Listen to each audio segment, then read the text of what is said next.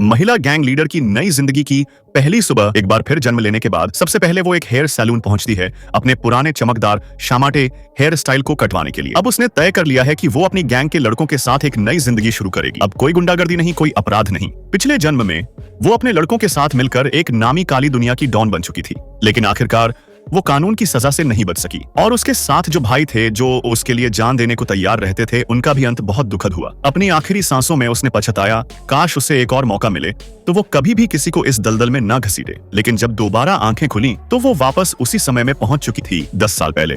आईने में खुद को देखकर चौंकी, वही पुराना सड़ा हुआ हेयर स्टाइल, काले नाखून और आसपास वही पुराना गैंग। तभी कुछ लड़के उसका नाम लेते हुए उसकी ओर आते हैं और उसका दिल बैठ जाता है। पिछले जन्म के वो सारे दर्दनाक पल फिर से आंखों में घूम जाते हैं और जब वो अपने पुराने भाइयों से फिर से मिलती है तो सबको गले लगाकर वो रो पड़ती है। इस बार उसने कसम खाई, अब मैं तुम्हें उस अंधेरे रास्ते पर नहीं ले जाऊंगी, अब हम सब एक अच्छी जिंदगी जिएंगे। लेकिन तभी उसका दिल तोड़ने वाला वो लड़का, उसकी सफेद चांद व्हाइट मूनलाइट, फिर से आ जाता है नया फोन खरीदने के लिए पैसे मांगने। उसकी शक्ल देखते ही महिला डॉन को वो सब याद आ जाता है, कैसे इस लड़का ने पिछले जन्म में गैंग का पैसा हड़पने के लिए पूरे 100 से ज्यादा भाइयों को धोखा दिया था, जिन्होंने अपराध छोड़कर सीधी राह पर चलने की कसम खाई थी। वो सब बेरहमी से ऊपर वाले को प्यारे हो गए। इस बार उसने बिना एक पल गंवाए उसे जोरदार थप्पड़ मारा और कहा, अब अपना पुराना सारा पैसा ब्याज सहित वापस कर, वरना तेरे सिर में गोली से उड़ा दूंगी। 1 हफ्ते का टाइम दिया, वरना अंजाम बुरा होगा।